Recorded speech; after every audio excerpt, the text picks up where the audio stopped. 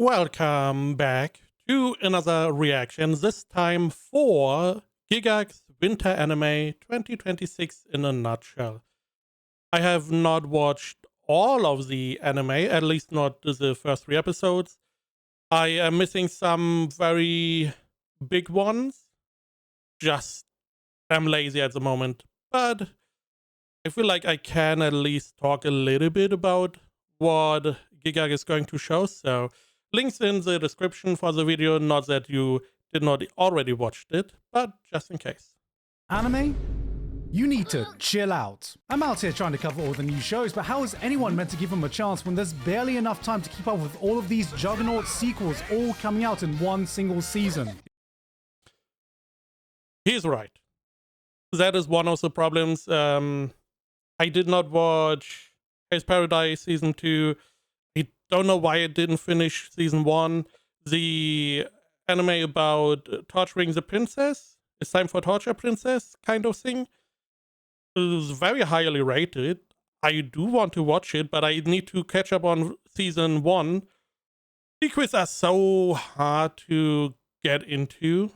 Luckily, JJK, I watched the first 2 seasons quite recently. But yeah, this is getting difficult, especially next season. We have like ReZero coming back, we have Slime coming back, we have Ascendance of a Bookworm coming back. All of those have multiple seasons you need to catch up on if you want to watch them. I believe the Slime show even has a movie that is like a bridge between 3rd and 4th season. It is insanely hard if you are not already in it. Luckily, you don't need to watch everything. Just whatever people recommend or is highly rated, just concentrate on those.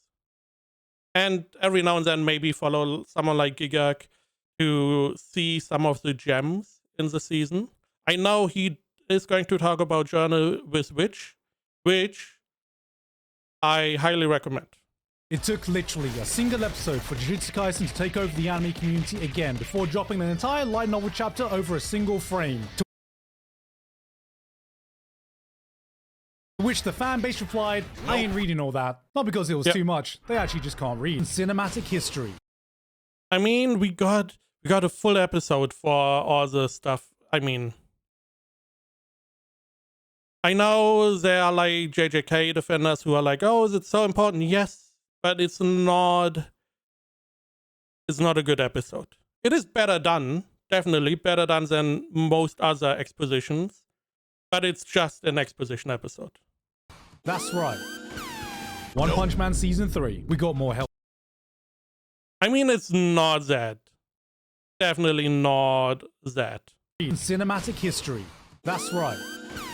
One Punch Man Season 3. We got more Hell's Paradise. This one hasn't quite gotten to the same level of hype as some of the other shonen action shows, which is a shame, because it's got a unique world with a lot of interesting things going on. See, like, the interesting thing about the power system in Hell's Paradise is that it's completely derived from self-cest.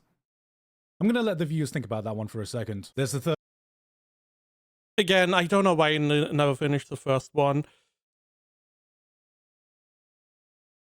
Maybe I get around to that. I don't know. I already forgot that Oshinoko. Also another season. We have rerun also MF Ghost. Multiple season. It's holy crap. Third season of Oshinoko. Now the good part is, if you're a fan of the shows, you are eating good. And while manga readers have flinched in disgust, I think the season's going to explore some interesting stuff. If I remember correctly, we'll really get to see Ruby flex her power levels this arc, and the interesting thing about her power system is that it's derived from insect. Trigun Stargate. It's like, you know, you have Aqua, he's like a very smart guy, whenever he has a goal, he's going to succeed in his goal. And then we have Ruby, who's like Aqua at home. I'm not really a fan of Ruby following Aqua's footsteps, essentially.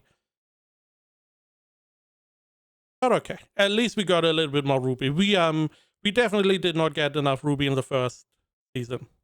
This is bringing the final season of the Trigun remake. Fire Force is also in its final season, and from the outer context, Both of them not watched. I have no idea. Same Golden Kamui, also no idea. Sorry.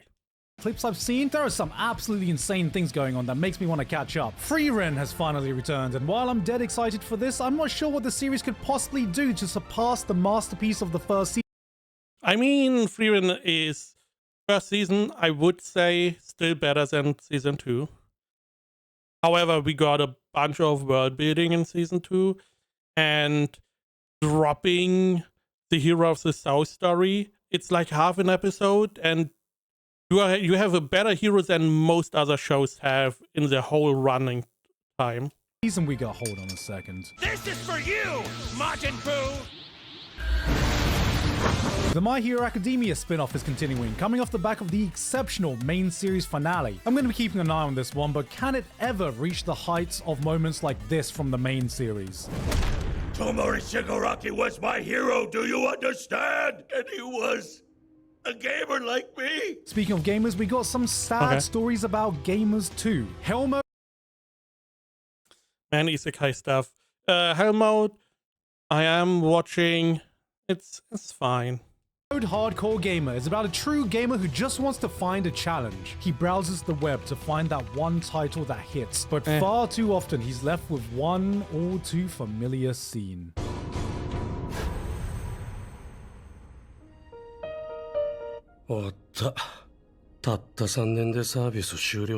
Damn. That's crazy. Yeah, 3 years is... I want to say 3 years out of those is crazy, but we just had that one game closing like in less than a month. We had Highguard, we had Concord. Holy shit. It's been 3 years since the launch of Honkai Star Rail, and today they are... At...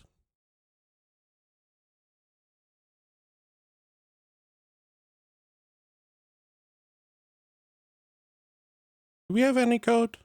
There you go. There's a code. This is the important one. The Jades. Editor, can you please copy and paste these codes to my account? Thank you very much. Thank you to Honkai Star Rail for sponsoring us today. And with that said, back to winter. I'm not sponsored by Star Rail, just in case I ever say anything stupid. I feel like he used this song a lot of times.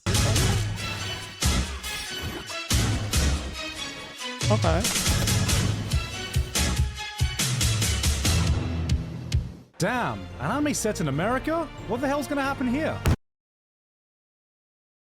Okay, an explosion. For a moment I was like, Fate? No. For one of the wildest concepts of the season, we have the Darwin... I did not really look into this one. Somehow not well received. I don't know why. Because the manga is supposedly very well received. Incident starring the most unique protagonist you're gonna see in winter. There is no mistake now. This baby is a hybrid born of a human and a chimpanzee. A humanzee. Ah, shit, it's Furious George. Only in anime would you get a political thriller starring a humanzee hybrid created by a doctor named Gross Man, set in America being attacked by a terrorist organization led by Obama, who are terrorizing America because they are, I shit you not, vegans.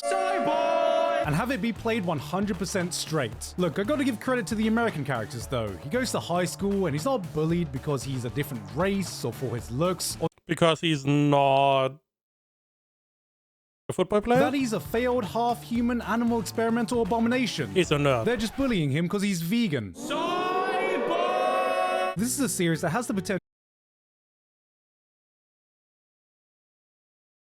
Are chimpanzee not omni? I feel like they are omnivorous, right? They eat everything. To use its If I'm insane not premise wrong. to explore some interesting ideas, if it's able to balance out some of its self-indulgent philosophical musings every time someone asks Serious George a question here. Say there was a mouse carrying a deadly disease for humans. What would you do in that case, huh? If it was me, I think I'd shoot the mouse. Yeah, that's pretty accurate. A new Fate set in America? I really like this one. Not having as much experience with Fate. I like the idea, I like the concept, I like the execution. It's very well done. Definitely recommend it, even if you don't know much about Fate. What the hell's gonna happen here?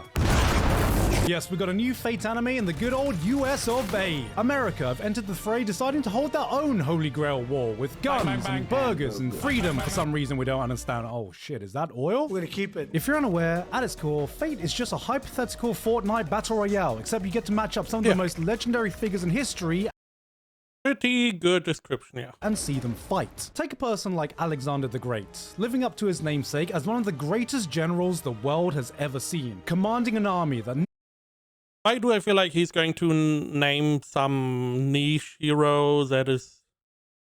Or he's going to name Arthur. never knew defeat, never lost a battle, becoming a symbol of the Greek Empire that the world still remembers to this day. But can they stop playing messy? Typically in war, there are 1, 2, 3, 4, 5, 6...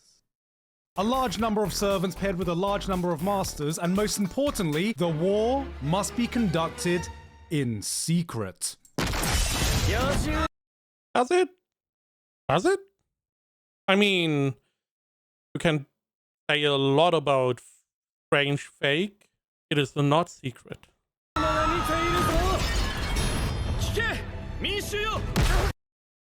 Gilgamesh was riding on his fucking spaceship through the city.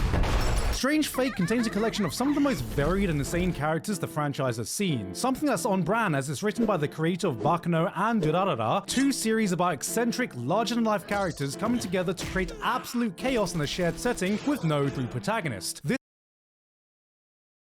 For some reason, I assumed Fate would be written by the same people, right? Always the same author? Or is it similar to, like,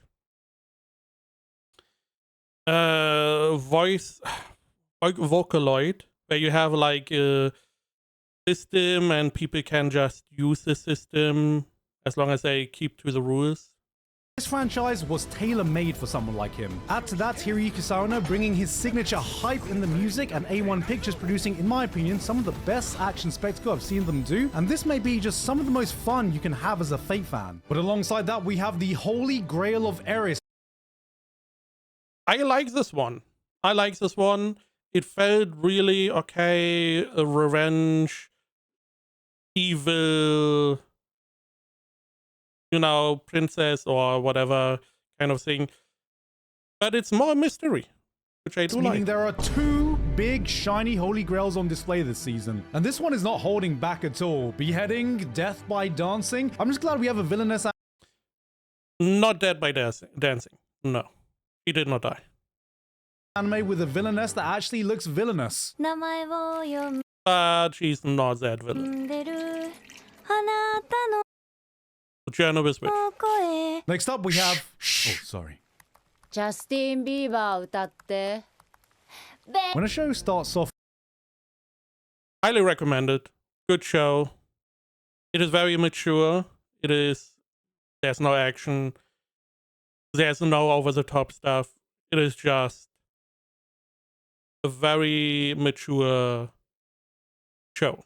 with a cold lady adopting her estranged sister's daughter because her mum passed away in a car accident, you know what ride you're about to get on. This is going to be a heavy show, and it is clear right from the first 5 minutes. But for those whose hearts are prepared, this might be the most powerful story you're going to find this season. It's a depiction of grief that's not over-dramatized, never in your face, but it's such a human retelling of what it's like to process emotions you can never prepare for or teach yourself how to face. It's only when you do find yourself in those situations that you can only learn yourself, through numbness, pain and tears, just what kind of person you are. I would say this feels like the kind of show you would need to prepare your emotions for, if it didn't already make me emotional within the first 3 episodes. This is a story that feels so intimate. I can't help but think the creator must be sharing experiences deeply personal to them to be able to portray such emotions on screen. And it sucks that I already know this is going to be one of the best shows this season not enough people are going to be watching. He's not wrong, because it is not necessarily for everyone. Especially a show that has such heavy themes and such more realistic emotions. It's not easy for some people to get through. 何か何か返せ私。ダメだもう。心臓がバクバクしすぎて無理。 Oh shit. Damn, you having 5 babies? This season you and I are polar opposites. Pretty solid, pretty solid. We don't have to go with the whole they like each other, they don't say it. No. Pretty quick. we are absolutely feasting with great romance anime, whichever side. Meh. This season we are absolutely feasting with great romance. This one seems also solid. The two princes. Anime, whichever sub. I don't know. It's not Tamon, is it? Don't believe so. Genre you were looking for. No. Starting with one of my most anticipated, you and I are polar opposites. Anime fans have never quite financially recovered from the Gyaru takeover Marin Kitagawa initiated, but this time we actually get to see things from the girls' perspective, which is a cool idea, but we all know how it goes now, guys. It looks cute right now, but we'll see how it is in another 2 seasons when somebody actually tries and shoots their shot. 私 I mean, this one doesn't take that long. 谷君のこと好き。 Wait a minute. Which I feel like is slowly becoming a trend, that we don't really go with the, oh, will they not? Wait a minute. She's taking the shot. Is this the dagger?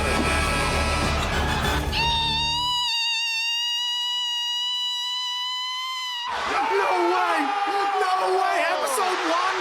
That's a game-winning shot in episode 1! This is history in the making, folks! Honestly, this might be one of the most awkwardly wholesome romances I've seen in recent times. Normally, I'm not into this kind of thing, but aside from being just cute, it's so painfully relatable at some points. The guy Googling how to keep a conversation with his girlfriend and getting caught. The two of them having completely different reads of a movie they watch together that make them understand each other just a bit more. The show so perfectly captures what it's like to be in that honeymoon period with a new partner. Nothing too cliche, nothing too over the top, just two dweebs awkwardly navigating a new relationship with each other. And then we have Tamon, which is like a semi-romance, I guess? Mostly comedy. Let's go. Idol arrested, charged with domestic violence. Next up, we've got a girl who takes care of her male idol who's actually cripplingly anxious whenever he's not on stage. Oshi the Rock. I was ready to clown on this one, but it's honestly a well-produced, self-aware comedy featuring a boy failure and a girl failure in one. The show feels like it's I mean, she's not a failure. Come on. tailor-made for every Stray Kids fan who's aware enough of the pitfalls of the industry and wishes they could potentially help their favorite through the worst of it. After Oshinoko, I think we deserve a happy show about the idol industry for once, not you. The two princes. Why do I not know the name? めちゃくちゃ美しいな。あれ？男？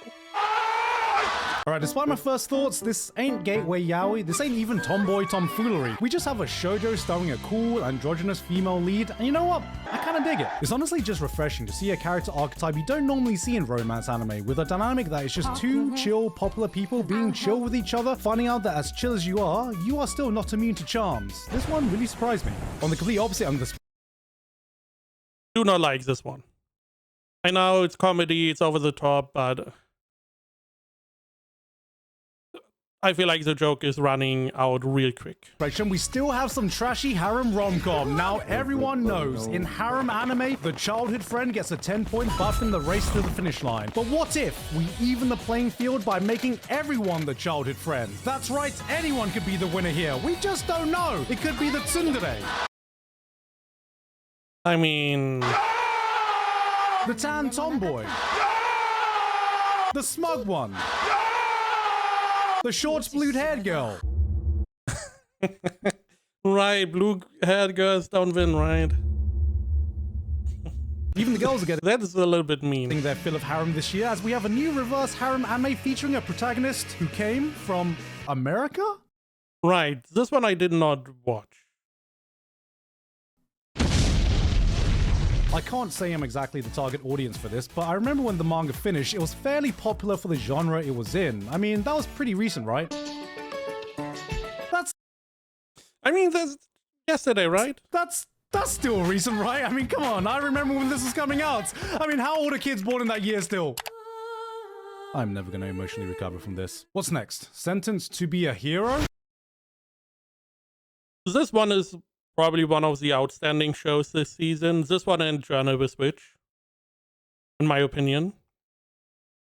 I still don't understand why it was so hyped, the first episode. Sure, it is well done. It is a good show, but people hyped it up a lot, and then interest waned really quickly. Even though I feel like the later episodes are even better, because it does a really good job of feeding you little bits of information. Stuff is going on behind the scenes. There's a reason why they are heroes, and it feels purposeful.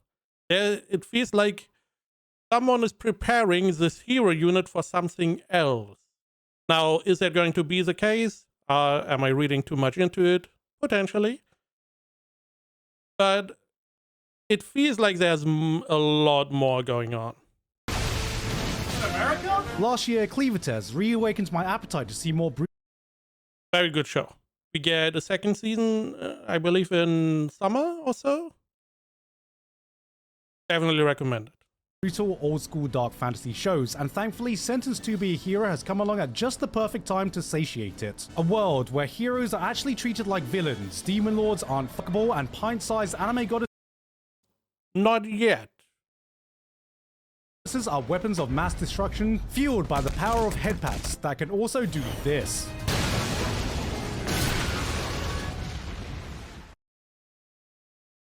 What are you doing here? Bruh. Sometimes you immediately get the vibe about a fantasy show that doesn't just lift off the same fantasy templates so many others fall into. It's got some interesting world mechanics with its hero system. The monster designs aren't the same cookie-cutter creatures you see everywhere. There's a lot of little The monster design is really well done because you can see what type of animal it is, but it is still perverse enough by the blight to be monster-like. Even though you know, oh, this looks like a frog, and it is. But it feels very strange. things, like how they fuse a lot of magic and technology in the devices they use, yet they never explain them. They just show that they exist as a device that seems to be logically functional. Little details like this shows the thought put into the world building. On top of that, it's being directed by the same guy who directed this episode of Mushoku Tensei Season 1, which is one of the best episodes in an amazing looking season, and That's true. I hope we get a lot of more good episodes in Mushoku Tensei this year. There's a lot that they need to animate. We can only hope. That insane bar of quality has absolutely transferred over to the hour-long premiere. This is some movie-level production values. So, how's the story itself? We're going as fast as we can, right, Tatsu? It's aight. For the insane production values behind it, we have a pretty standard revenge plot about a man who got framed, a protagonist who is angry, and a church who is not the good guys. No way. Which is not bad by itself. I mean, we don't know if the church is not the good guys. That is a big problem. We don't know who is responsible, who is bad. So, sure, the base story is just a normal revenge story, but newsflash, most stories are fucking basic. Nearly all of them are basic if you water them down enough, if you go to the straight basic parts. The question is, what do we do with it? In case of Sentence, sure, he wants revenge. Somehow, I mean, you don't really feel that too much. But we find out that it seems like that the human side is not necessarily all humans. There seem to be some influence of the bad guys also, which is why the whole hero system is there. We have the whole part where we have modern technology, even though this is medieval world, there are a lot of little bits and pieces that come in and are, you know, enough to question stuff. The whole concept of the heroes. Why do we have the heroes we have? One of them has critical information about the humans that they don't want to get out. That is why he became a hero. Why not kill him? We have another one who is able to use these brands. He's a genius in these brands, stitches, whatever they are called. Why is he a hero? We have the Dragoon who is a hero. Sure, he's under control. His dragon, the dragon is not under control. The dragon could run rampant. There are a lot of questionable things where I'm like, there's a reason why we have these people as heroes. I'm just hoping it doesn't fall into the same trap of having the hero party being the only competent group of people in the world that hates them. We'll have to see how the story shapes up overall, but it's still probably going to be better than your normal fantasy or isekai show. Is that definitely? Only problem I could see is there's not really any character growth. Maybe Xylo, the main character, but most of the growth comes from the Knight Captain. Otherwise, the rest of the group seems to be very set on their character. Let's say isekai! But we still have other stuff. Oh my fucking god, we have Kunona. Oh my god, it's like my favorite anime. Yes, can't be an isekai. Really? We go with, okay. I mean, it's alright. I like the system. Some of the parts are a little bit questionable. It's fine. The 3D is very obvious, the CG. However, better have obvious CG that does something than One Punch Man Season 3. So Nowadays, without the patented man baby wanting to suckle on his mama's titties, sponsored by Mushoku Timu. Sometimes I watch a show I just can't get a read on. On the surface, this is your typical isekai reincarnation slop, but then it will have these moments of self-aware comedy, or hit me with a scene that has a surprising amount of heart in it that makes me think, wait, is there actually some potential in this? Then the guy just brings out lines like this. And I realize, I can't relate to this, I have nothing in common with this man. I mean, one half, I feel like you do. I have some things in common with this man. It's the age, it's the fucking age, okay? Nothing else. You know, I don't know how it's taken this.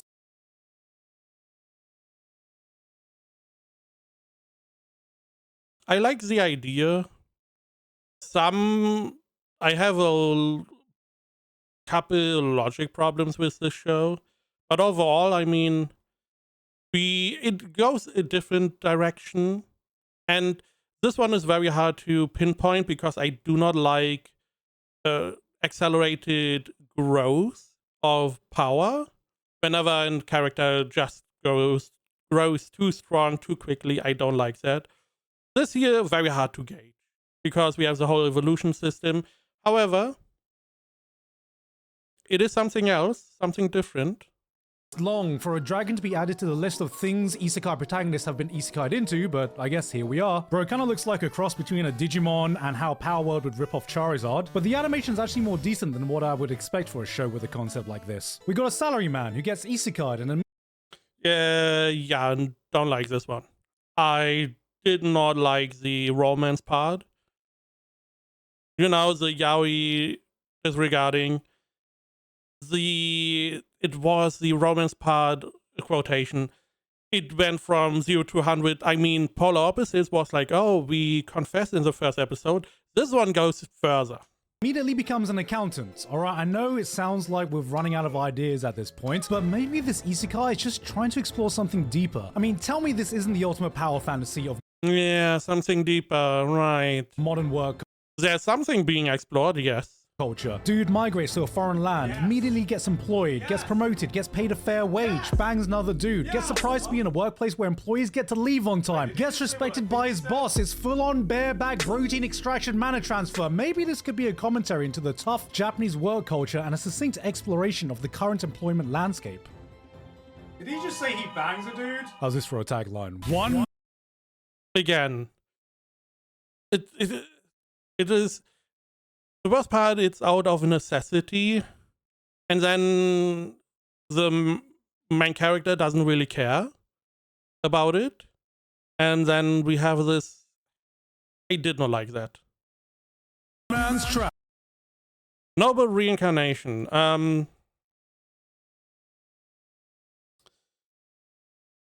It's typically isekai. He's totally weak, but his sword is OP. He's being carried by his sword. He is super strong, and there's some bullshit going on.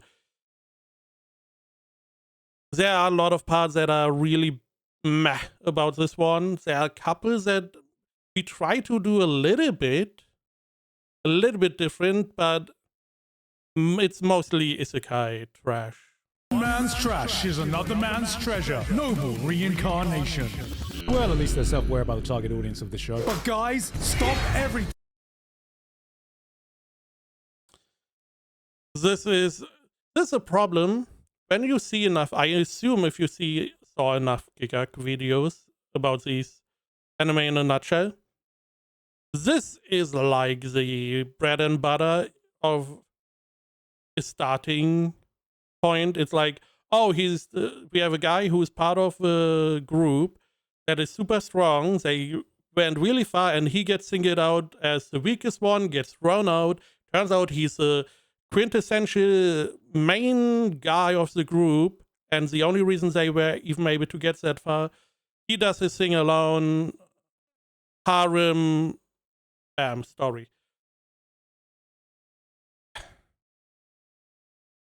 That is why I am not that hard on isekai, because isekai is a start. It's the same problem we like this one, where you have a generic start that is pretty bad, but maybe gets better. Maybe it's like we need to start somewhere. It's like you're starting in a tavern for D&D. It's like we need to start somewhere, then we can go to the good stuff. This one, I mean, it's fine. Yeah, it's fine. For a second, because I got some big news. Another protagonist has been kicked out of the Heroes Party. Shit! Blood's even got the Kirito preset for the full beta experience. But you know, out of all the kicked out of the Heroes Party anime, this one's kind of enjoyable actually. I don't know, something about the concept of a guy who's queued up as autofill his entire life, reaching his full potential by not filling in from random roles, scratches this part of my brain I didn't know I had. Alright, what's next? Again, it's fine. Kunon? No. No. No.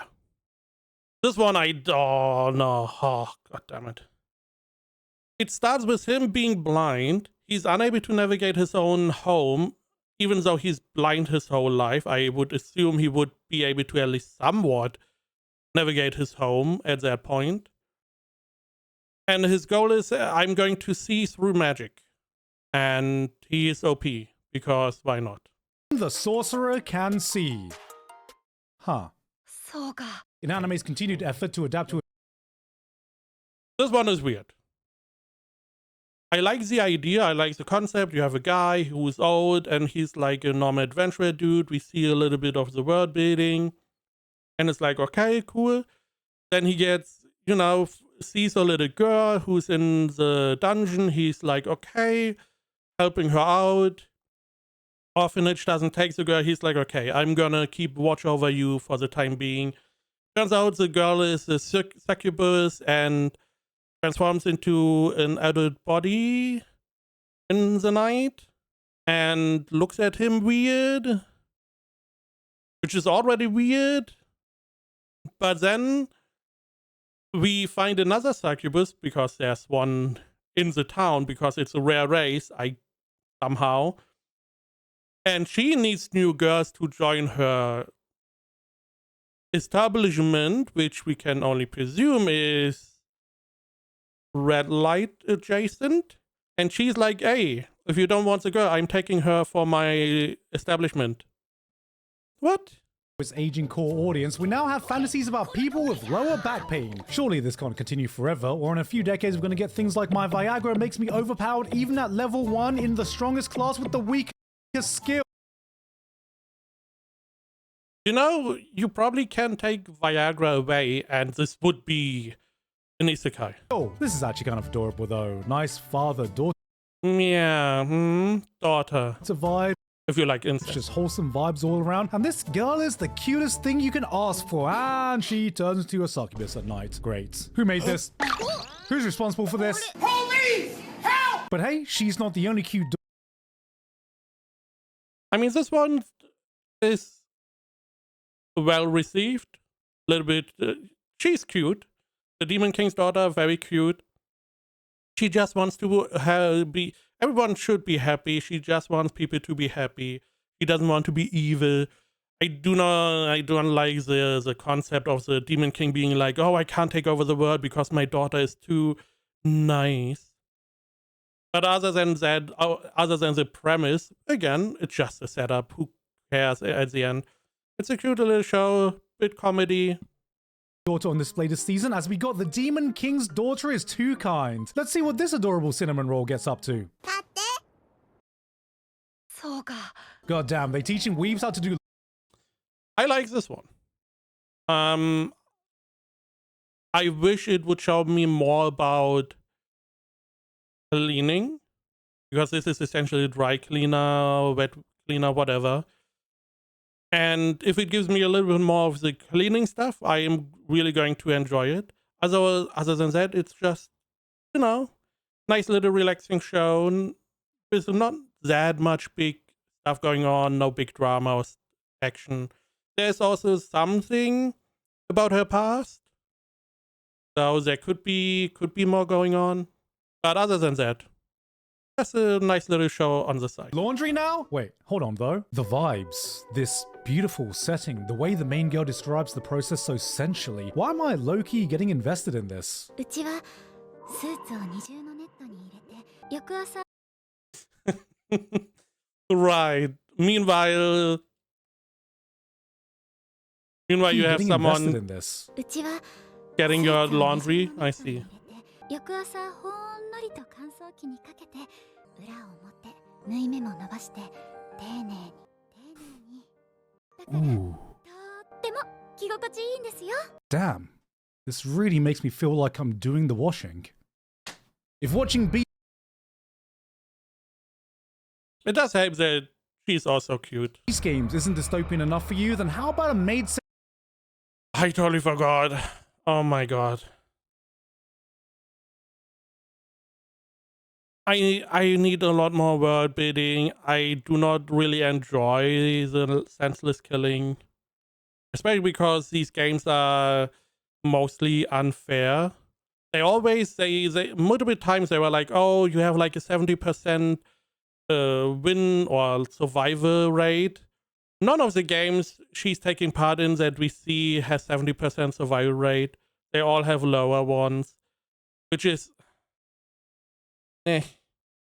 Otherwise, other than that, it is really beautiful to look at. I like to know more about the world. Why are people taking part in this? What exactly is going on? Who's even watching this? Even though it is probably like a meta thing of you watch this, so that is why it's happening. So I'm on the fence with this one. Again, I do not enjoy the games itself. There were also some parts which are weird or did not really make too much sense. centric death game where the protagonist is trying to survive 99 games out of her own volition. This is basically high elo surfing with a death game twist, but what makes it truly stand out is the director, whose previous work was an absolutely incredibly beautiful and atmospheric series about a guy falling for his stepsister. But that atmospheric approach is cranked up even higher. What the show does really well is having scenes where nothing happens. That is very rare. There's no talking, no action, no big movement, just quiet scene.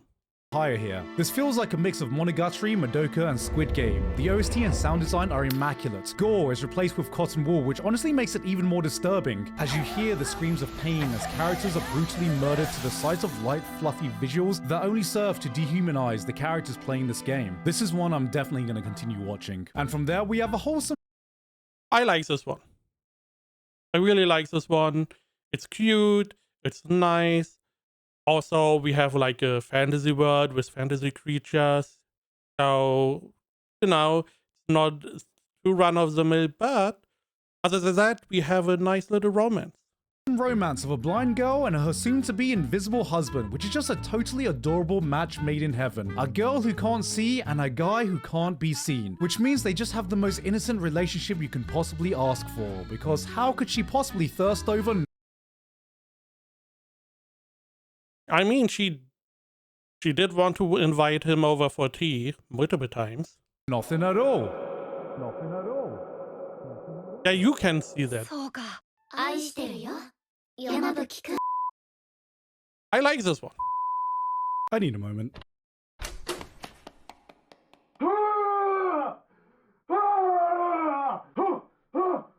No, you got this. You're a man. Be a man. Get a hold of yourself. Shut up. I'm cool. We cool? I'm cool. I'm good. I'm good. We're cool. You're the man. Don't forget. You're the man. I am the man. All right, I'm good. Again, I like this one. It's a neat concept.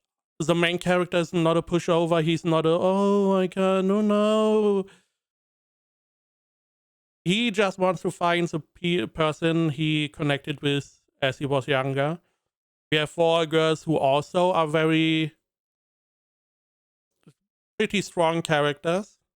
There is not really one who's like the typical romance character, so it's a neat concept. I don't know how it is going to continue. A hard tune, because this season anime looked at all the romance shows available and said, nah, I got one more in me. This hasn't been the only harem rom-com to come out recently, but I don't know. I got a feeling about this one. Maybe it's the setup, maybe it's the girls, maybe it's the protagonist, but I feel like this is going to be the one. By the way, the protagonist is 100% stalker. I mean, he was like, oh, I went to this school because I knew that she would go to this girls' school and this girls' school would combine with this boys' school. So that is why I went to the boys' school, so I could kind of stalker energy. The Nisekoi, the quintessential quintuplets of the new generation. I've felt this energy many times before, and it's all too familiar. The calm before the war has started. And you know what? Maybe 10 or so years ago, I'd be right in the trenches. You mean who's best girl? Fighting, because this would have been my kind of show. But I've done it so many times now that I feel like maybe I'm just getting a bit too old nowadays to get invested in a show like this.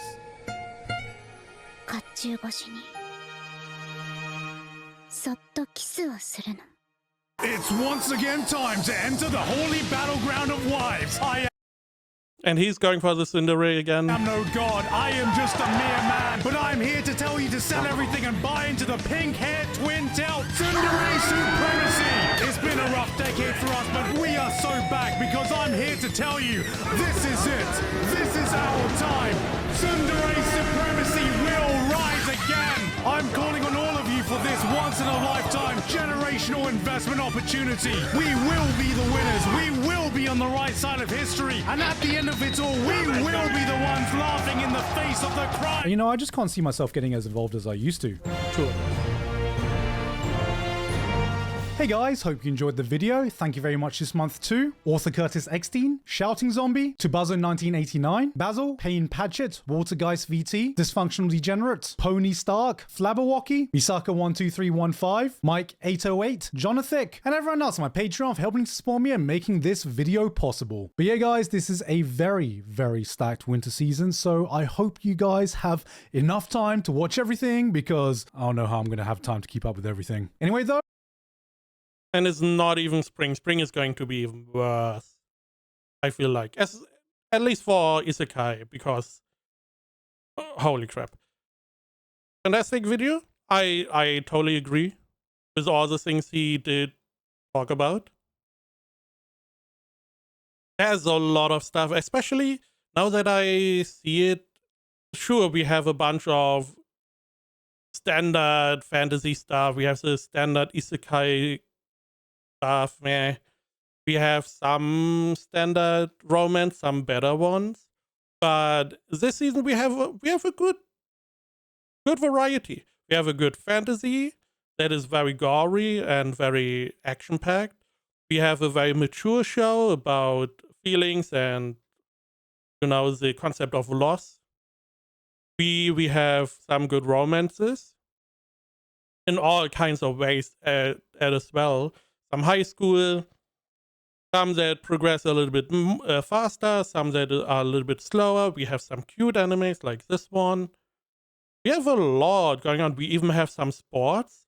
He didn't even talk about MF Ghost, which I don't know if it started last season, to be totally honest. Maybe it is a continuation.